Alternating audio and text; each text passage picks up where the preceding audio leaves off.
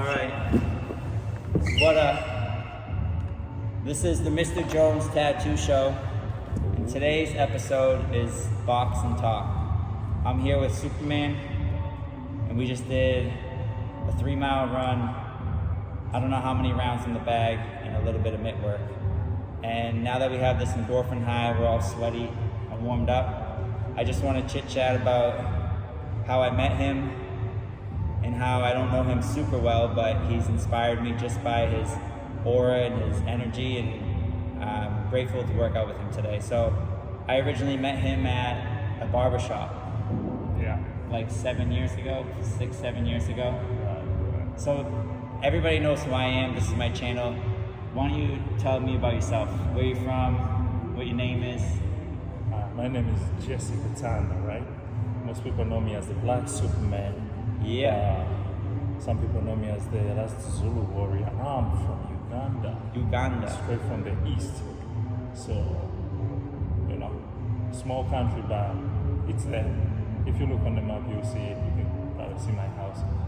Probably. But I came here when I was 16, back in 2011. Lived in Riviera for 3 years. And then after I graduated from high school, I moved to Burlington for a year, and then my mom decided to buy a house in Nashua, so we moved out to Nashua. But when I used to live in Burlington for that year, I transferred and I started boxing because when I graduated from high school, I was done with football.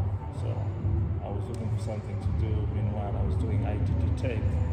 So ITT Tech wasn't my thing, but my mom wanted me to do because everybody was doing it. So you were in college for school, Yeah. but you wanted to box. Yeah. So I didn't know I wanted to box, but I was in school for technology, but I just felt like I needed my body to move because I can't stay in one place. My body needs to move. I feel like that, and I sit for a living. So I'm gonna hype you up. I know I've already told you this on the phone, and I told you in person today. So I met Jesse at a barbershop, and he had this persona. He's a boxer, and I love boxing. So I was intrigued, and he kind of dragged me into the Nashua Pal just with his words. He's like, "You gotta come to the gym." At the time, I had a fancy car. I was afraid to park it down near the less nice part of Nashua. Yeah. So there's too many kids on bicycles and stuff. Yeah. But eventually I got rid of that car and I started going to the gym again. And just like I saw in the barbershop, I don't know how he's not famous yet at 27. Because when I went in the gym, the things that really stand out to me is everybody's getting in the ring and everybody's doing their boxing thing. And there's a staircase on each side that normal people walk up when they want to get in the ring. And Black Superman over here, like a freaking frog, leaps off the ground onto the side of the ring, which I don't know if it's 4 feet up, 3, whatever. And then steps one leg over all 4 ropes and the other one follows.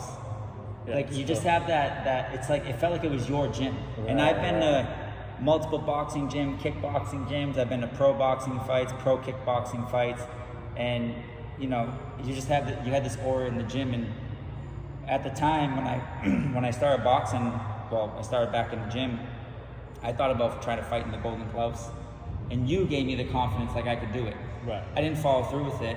Right. But just, you're a person in the gym where like you make the gym live. Like if the gym had 10 of you, I think everybody would be champions. Right. And I feel like that's the same. I've started, before I didn't know, but now I started to realize, not too long ago, like every time I show up in the gym. Try to talk a little louder just so make sure the microphone hears you. So yeah, I hope they can hear me. But yeah, so when I didn't realize it until not too long ago, at least 2 years ago. So when I realized that every time, like when I'm in the gym working out, right? Yeah. It's like people would stop. Like I walk into the gym, I start getting my clothes. I fist bump everybody when I get in the gym. I have to. It's like if I forget, but I have to. It's a rule to me. Yeah. It's Respect. like, yeah. Even if a kid. So it's like I realized it every time I started to hit the bag. Most people would move away. They don't want to hit a bag with me. And then I realized they're all watching. So I realized, every time I get in this gym, I change the energy. So yeah, from that day I stopped caring about it, but it's always been a thing. Every time I get in there, it's a different energy. So I feel like I'm meant for something greater. It's just life. Sometimes you kinda, take the wrong road. And you kinda lose track. Spend too much time doing amateur boxing, forgetting the years are accountable. So now I'm waiting for those opportunities. God is Well, working on. you have like I think it's called character, if I'm picking the right word. Like you light the gym up. I feel like if you worked at Dunkin' Donuts, you'd be the star working there. If you worked at Market Basket, you'd be like the fun guy up front. You just have that persona. For some crazy thing is every job I've worked on, I've always been that. It's like I've always have eyes on me for some reason. Or it's, oh, Jesse's here for some, like, bro, I don't even talk too much. Yeah. I'm quiet, So there's always been that energy of, people wanting to be around for some reason. It's funny because I've seen the energy, but to top it all off, like in the gym, like your skills look so legit. Right. Like you stand out athletically and technically and all that stuff with your sparring, bag work, Right. the confidence. Yeah, before I used to take myself for granted. I didn't know how much skills I had. So even if I can win the fight, I would doubt myself. And I would go in there and I would come close. If the decision will come close, but I will still win. And I'm like, why do I feel like this? I realized I just needed time alone to realize who I really am, and that's all I needed. Yeah. So now I'm going to make it tough for these guys. When the opportunity shows up, I got a lot of heads to skin. Bro, I wish I had seen you fight as an amateur because when you go pro, I'm definitely going to be there. Yeah. So that's why I train every morning. Wake up at 4. I'm waiting for that opportunity. It's like I'm almost to the gates of Zaya. What's Zaya? The gates of Zaya. It's a name. It's a word I made up in my mind. Okay. When I get to those gates. No wonder why I don't know what it is. You made it up. No, I've heard it. I've heard it from somewhere. I've heard it from some. It was a warrior. It's like you've played God of War. It's a video game. I've heard of it. I haven't played it. So there's these gates of war. When you get to them, you have to fight at a certain level to win. And that level is really extremely tough. So I feel like me keeping that in my mind, like I have to make it to the gates of Zion and make it through the no man's land. It has pushed me through the amateur boxing because the thing about boxing, you want to have character. Yes. You want to be in your mind. You want to be your own superhero. You want to see yourself as a god.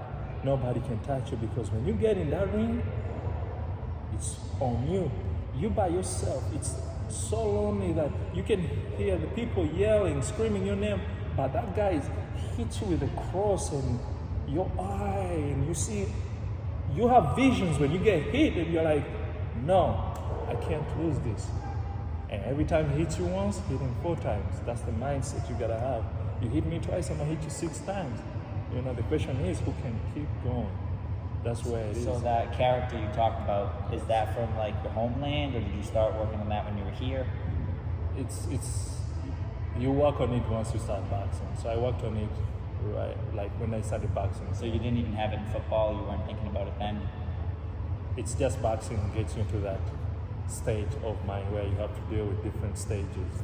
I want to inject something. So I've been listening to a lot of motivational stuff from Inky Johnson. Right. To the point where some of his 30-minute videos, I'm like saying them verbatim like a song. Like I'm in the car like yelling the words. Yeah. And one of the most recent ones I listened to, because he does a lot of speaking, I haven't heard them all, but he talks about when he used to go on the field as a football player, he goes, I didn't care how big you were, I didn't care how much you could bench, it was my will versus your will. Yes. My bloodline versus yours. He goes, if you're more skilled than me or more strong, I don't care. He goes, anyone can go out and throw a good ball or do a good down, but can you do it till there's all zeros on the clock? Yes, it's all belief. It's all belief and will, because belief creates will.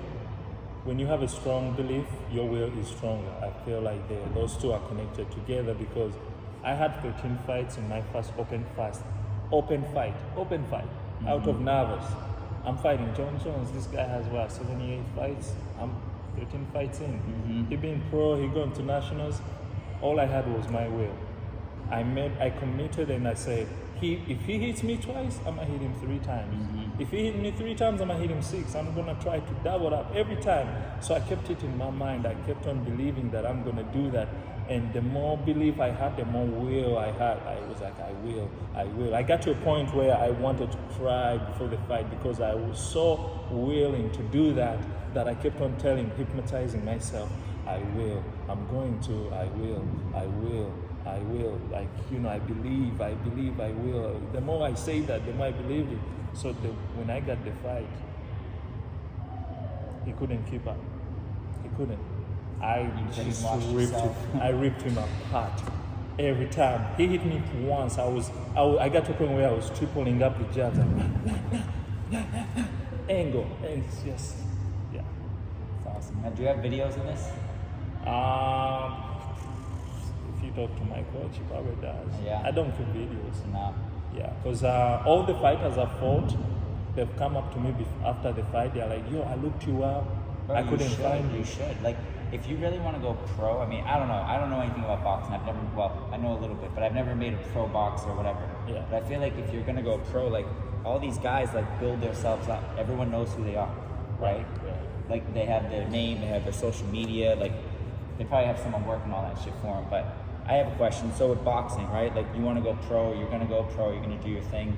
Do you think boxing is, like, a platform for you to, like, make your living and then throw your feet up, or is boxing something like you picture having your own gym someday, or is this a small piece of your life, or do you think you'll forever be involved like a trainer? Like when you're 50, are you gonna want to train some young kid? Like, do you even think that far ahead, or are you more focused on your own career? So boxing, I do it for me because I want to open the door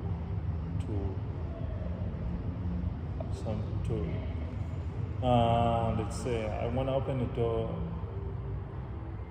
It's not in revenge, but it's where I come from. It's most people told me I wasn't gonna make it, I wasn't gonna Back home in Uganda? Yeah. So on my family, like my father's side, I wasn't like the best kid that they liked, because of my mom's side was poor and my father's side was rich. So they hated my mom's side. So I was like, boxing can turn a man into a miracle. I can struggle now, but once I make it, I have a feeling that boxing can multiply. So, do you see boxing also as like a win-win, because it's like kind of like a sexy thing, like you like fighting, kind of in that public figure, you know what I mean? It's not like you work at, like you could own a Home Depot, but nobody cares. But boxing, like you're kind of in the spotlight. Like, do you like that part of it? Like the fame, I guess is what I'm trying to say. I like the part of you're gonna have, like, the way you stand out to other people when you do boxing. It's not like MMA.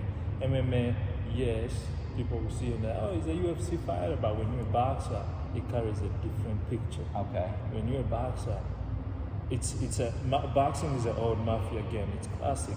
Yeah. It's not like MMA where it's a ghetto game where, hey, we gamble $500, he wins. Boxing, $50,000 if he wins, Like a it's prize fighter. Yeah, it's a prize fighter. So It's funny you mention MMA. I'm gonna interrupt real quick, because the fighter I was thinking of, George St. Pierre. George, yeah.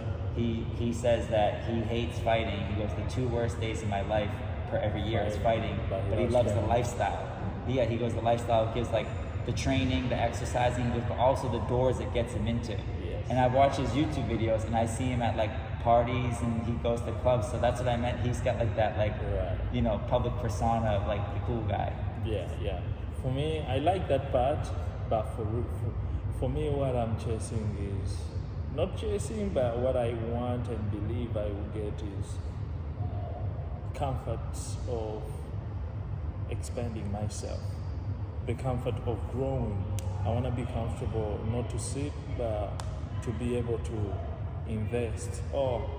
He came from nothing, but he has this and he has built this and he has this and that, and he was this. Those are just his kids. He was this and that.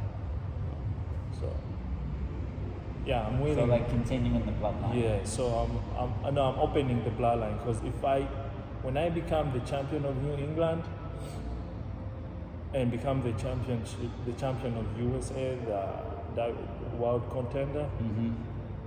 Right there, the bloodline has opened up. I'll be the first one because my cousin from Africa, who was a boxer, he didn't make it. And actually, my uncle, actually not my uncle, but my mom's uncle, John Mugabe, I don't know if you know him. No. Mugabe the Beast. He No. fought Sugar Ray Reynard. Okay. He fought Marvin Hagler. He was the, let's say, first boxer from Uganda. So he fought out of Africa. He didn't train here in the States. Yeah, he fought out of Uganda. Yeah. So I want to be able to do better than that, and add myself on that list of my family that may just did it just like Mugabe, because I'm willing to descend to hell to pick up that victory and descend upwards. Well, you're going to open up the bloodline and be the first. And I got the first podcast interview. Yeah. Uh-huh. Hell yeah. So, yeah, I feel like I want to do another one of these with you at some point. Yeah. Where we're at a table and instead of sitting in front of a camera, we talk across the table, more like a podcast with the headphones in and be locked in. But I'm glad that we at least got this. I want to look at my notes and see what else I got written down. Look at this. Superman, Box and Talk. Where you from, home life, siblings. Yeah, I don't know. I wrote down some stuff in here. Yeah, I mean, I think we pretty much covered most of the stuff. You got any questions for me? No. I have one more random question. Any Do questions? you listen to rap music? You don't listen to rap? Really? At all? I listen to mostly I listen to French music Okay. because they have good beats. So when I listen to music, I like the beats. So like French Canadian or like France? France. Because again, GSP, he listens to like French rap. I don't know if it's the same stuff. James, you know James? No. Daddy Jew. No, I don't know any of them. Yeah, they're all French. Okay. So yeah, I listen to French music. If I don't listen to music, I'm listening to sound wave, frequency, and vibration. Where's that? On YouTube? Like, So manifesting music, so sound waves that bring miracles.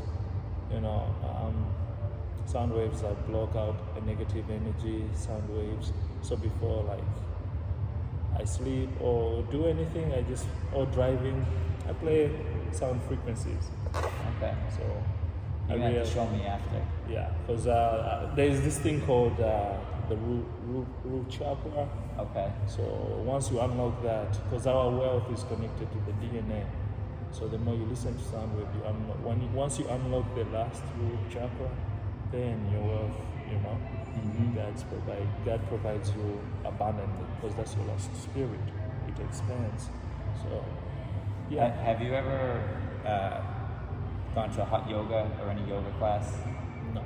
So I went to a yoga class once, and they had crystal singing bowls. Oops, no. Do you know what those are? So they're these round bowls. They're made of crystal, and they have this thing where they like tap it or they hit it, and it's like wah, and it's got like those vibrations. Yes. So I went to a hot yoga class, and at the end, after you've done your hour and a half, or whatever it is of hot yoga, you're drenched in sweat. Yeah. You're calm, you're relaxed, you're loose, or you should be. And they lay you on your back, or you lay on your own back, and they do those crystal singing bowls. Yeah. And the sound, the first time I ever went, you just close, and they're like, don't think black, don't think white, like don't try to, just think nothing. Because I'm like, they go, close your eyes, I go, what would I just like black everything out? They're like, no, just think of nothing. And then they had a big, huge gong that was probably this tall, and then when they hit it, right, you think it would give you a headache, because it's like, bong. The sound is so soothing when you're in that state. And when I left there after the first time, the high between the yoga and all the sound and everything, I remember I was on cloud 9, and when I left there, somebody called me, and it's somebody who's a family member, and they're always negative.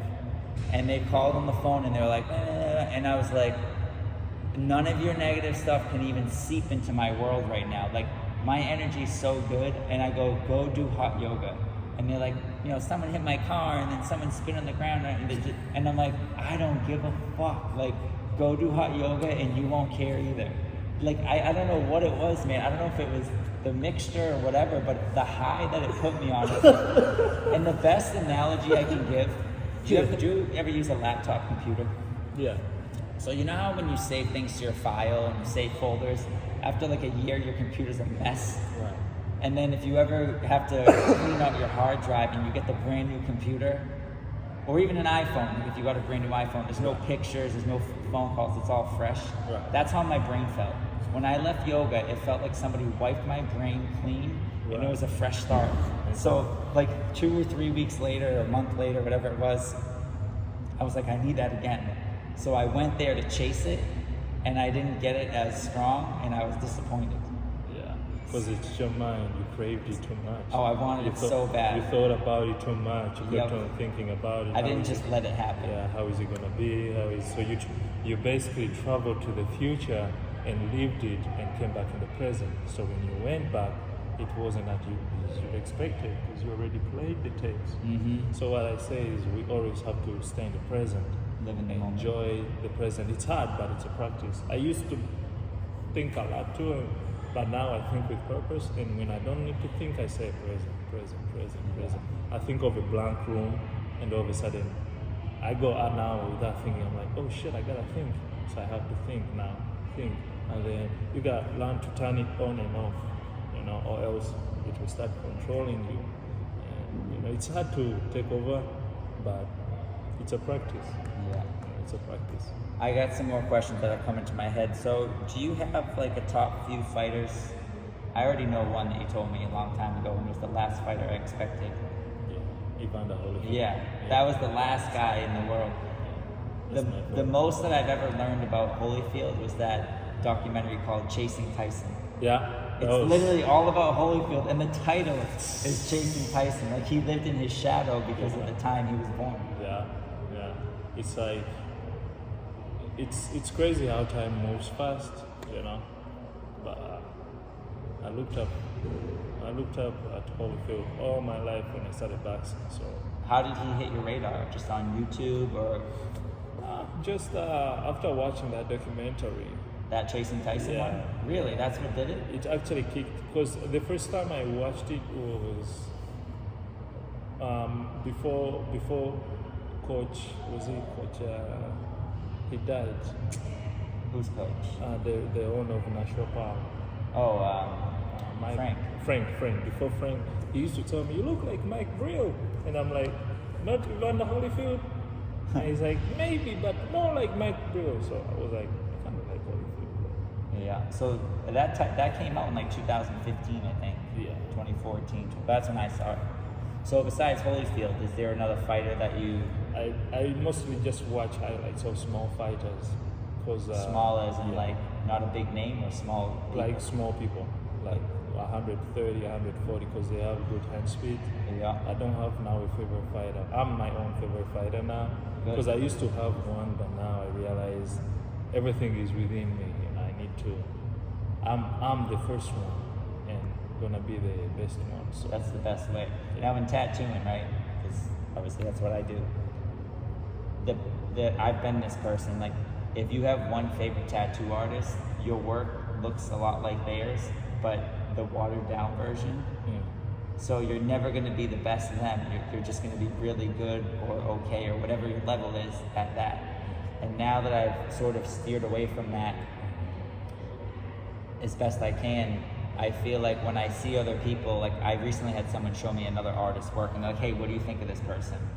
And I go, well, it's good. And he goes, well, come on, what do you really think? He tattooed my buddy. Do you think it's good? And I go, truthfully, it's good. But I know who he's copying, so I know what the original is, so it's not as good. Like, he'd almost be better if he did something that might not be as impressive, but it was more unique. So I heard an artist say this one time. He goes, the idea is like, if you made a puzzle with 3 pieces, it's very easy to take that apart and put it together.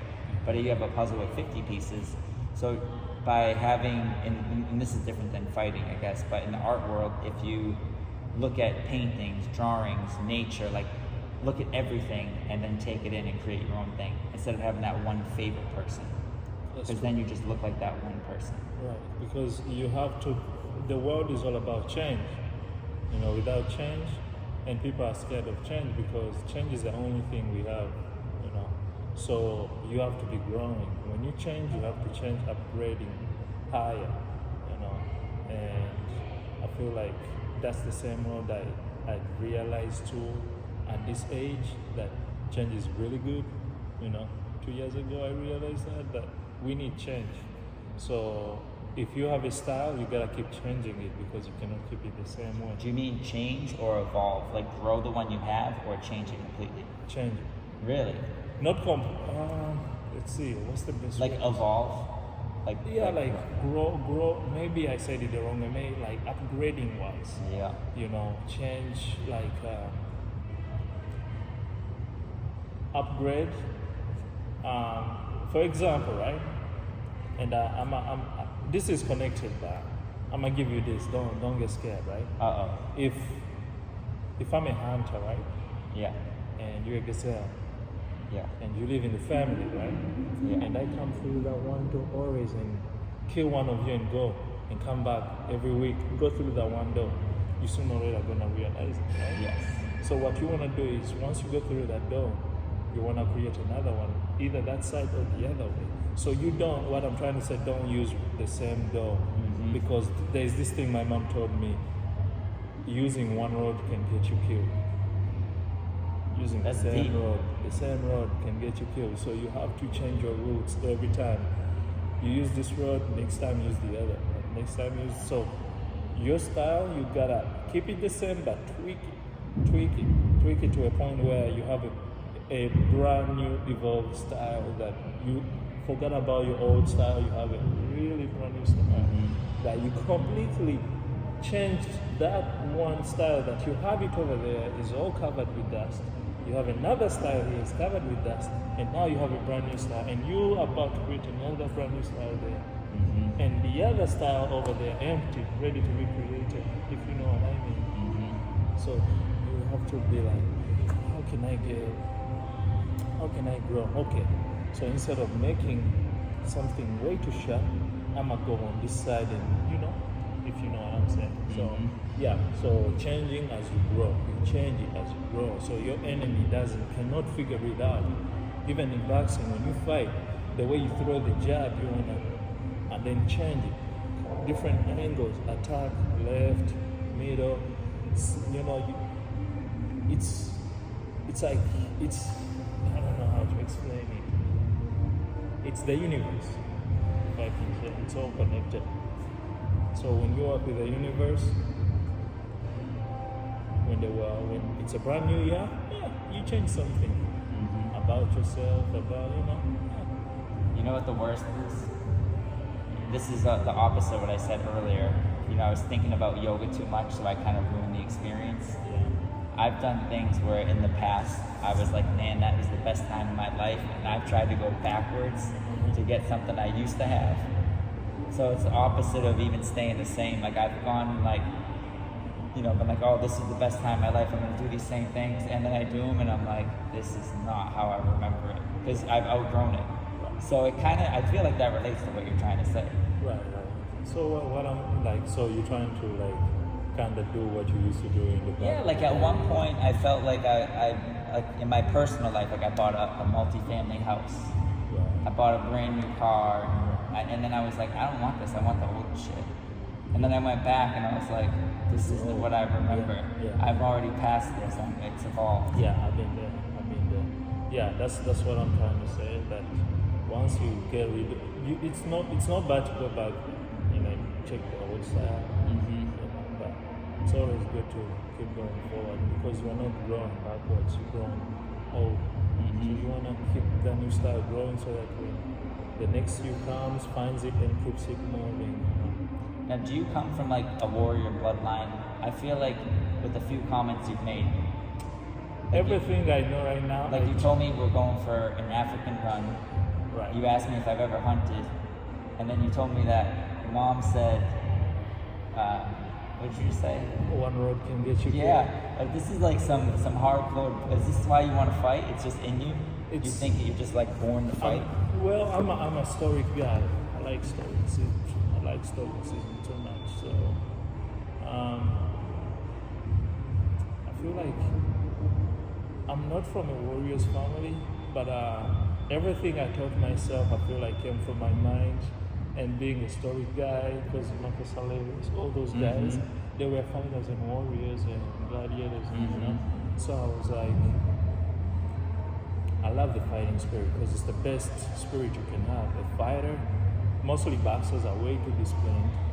It's a very few that make us look bad that are not disciplined. They drink, they do what. But if you can stay away from drinking, that's because alcohol, even the word alcohol comes from that devil word. If you can stay away from Where drinking, does it come from? I don't even know. it comes from is it a Greek word? I don't know. Alcohol, it's a devil word. Is it? I know I feel like shit every time I drink it. Yeah, because it slows down your, it goes straight to your liver. It's poison. You know. So, but I'm not a big drinker. I don't want to talk too much shit about alcohol because I'm gonna talk a bunch of shit. I love weed. Fuck alcohol. I love the green plant. For me, Okay. I'm all about the God Are you side. sure you want me to edit this out? Is this gonna taint your career? No, that's fine. I want them to know. Do a lot of fighters smoke now in the off season or whatever? Everybody smokes. I know Nate Diaz smokes more blunts than probably I don't smoke blunts. I don't smoke cigarettes. I just the ganja. I do therapy. I call it therapy. It's medicine. Yeah, I use it only when I'm training. So it's just like most fighters, they take a different route.